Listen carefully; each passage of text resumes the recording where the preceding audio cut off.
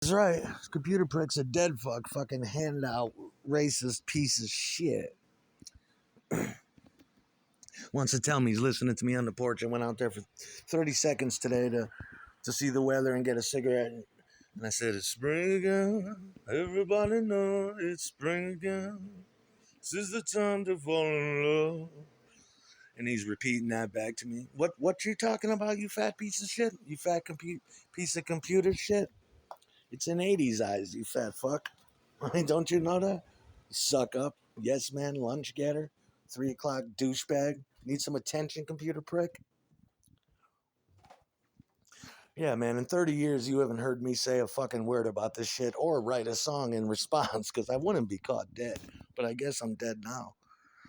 Piece of shit, computer, fat fuck, fucking typist, suck up, piece of shit, want a handout, motherfucker? Having fun on your computer? Having fun outing everybody?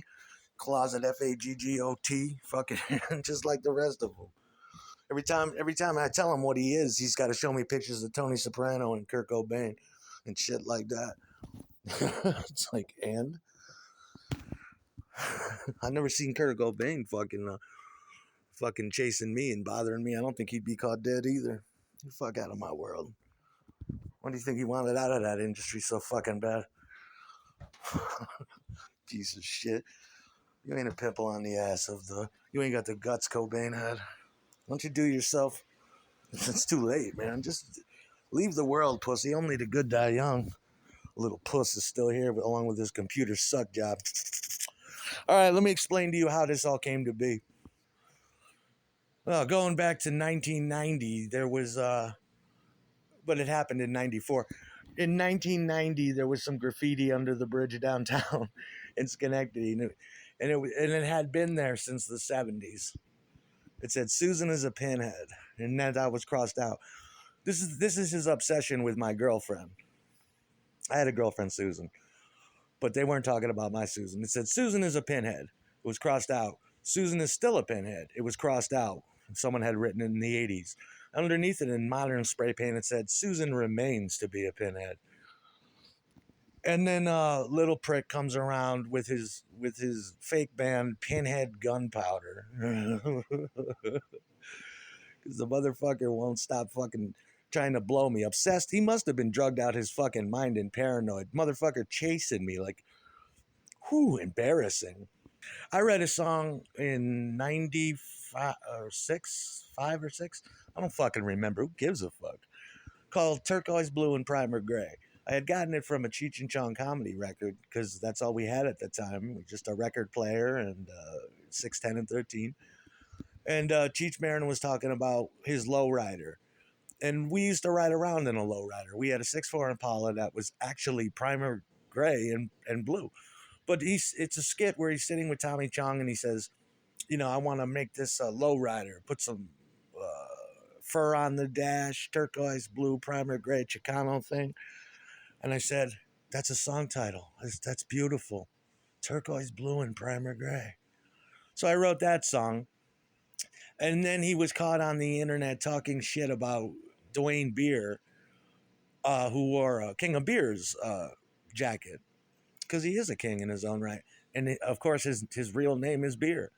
So it was fitting. And it was a nice jacket. It was red. It was a distributor's jacket. On the back of the Beach Party drag strip album cover, you see, Dwayne is wearing fishnets and a little skirt. And Dwayne often would do that. And he did it with class and swagger and panache. And it was great. It was great. It was great. It was a sight to be behold. He used to walk on the tables. We had these really high tables at QE2. He used to walk on the tables, kick people's drinks over. He fell off one of the tables one time and broke his fucking arm. He finished the show. He got hit with a fucking ashtray and continued playing. The guy was great. He's a local legend. He was a good friend of mine and a mentor and a partner for a very long time. We were very good friends. He was caught talking shit about Dwayne in drag like that, which he really wasn't. It was a theater type thing. So you see the little scumbag. He's with his band of scumbags, Pinhead Gunpowder, and their fake drummer Aaron. This dude's obsessed and in love with me, and they're playing songs, and he's dressed up in the little. He's dressed up in after he did the song "King for a Day." Okay, in which he describes his innermost private fantasies to people who don't give a fuck.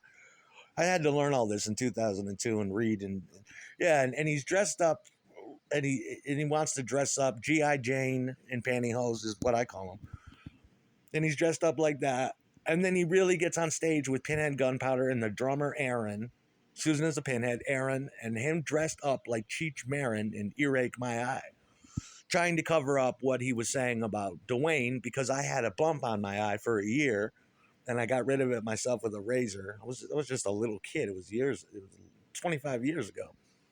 And now it's an 80s eyes. I blinded her with a fat load of spunk and showed her what real true punk was all about. And that's just one of the many millions of fucking things that led to Billy Joe McAllister jumping off the Chattahoochee fucking bridge, the Tallahatchie fucking bridge, piece of shit. And the computer prick likes to toke his dick in drag in the closet, while I'm fucking 80 in the and my song 30, and every time I wrote a song, he this guy, he's been going after my girlfriend for fucking for some reason for fucking 26 or longer than that, 30 32 years. I have no idea why. I don't know who his wife is. I've never seen her. I don't give a fuck about her. Now I do. In spite of it all, I want to blast her fucking eyes with tons of jism while Little Danger pushes his ass in the closet along with his father dressed up like a princess. Little princess. Daddy's little fucking dookie boy. But his fascination with the mislabeled my song Sad Boy, which he continues to call 25 because it's about LSD 25, which was a mistake by Tim in labeling. And then he's got his 27 tattoo, which he thinks is his. My house is 72. But 27 is the Riverdales I fucking thought. Storm the streets, isn't it? Who fucking knows? Who fucking cares? But along comes Rich, who's a gun fanatic, and he's got a 380, a 30 odd 80, and he's showing it to me, and he's like, and Rich was picking the song titles at that time, or he put in a riff maybe, and he said we got to write one called 30 odd 80. So we did, and that probably set him off on a drug binge to end all drug binges, and he's busy sucking dick down at HBO, and his agents are trying to make shit worse. And I've never said a fucking word until last week, and it goes on and on and on. And the little computer prick, all he wants to talk about is shitting on Robbie Krieger and shitting on the Doors and running his fucking mouth and listening to me on the porch. It goes on and on and on. And he's taking lyrics of mine that he knows nothing about Keith Richards being in drag, and he thinks he's Keith Richards. Now, that I think that set him off too from another song I had that I forget the title of, which he doesn't know anything about what it's about. He thinks he's Hollywood. What did he do? The fucking hot tubs or some shit, or the Hollywood hot tubs or something. I mean, get the fuck away from me. That's in your wife's fucking eyes, piece of shit. And who the fuck you think you are, Cheech and Chong? I mean, this motherfucker's. I'm gonna blow the guy's fucking brains out. But first, I want the computer piece of shit. I want that fucking piece of shit crippled.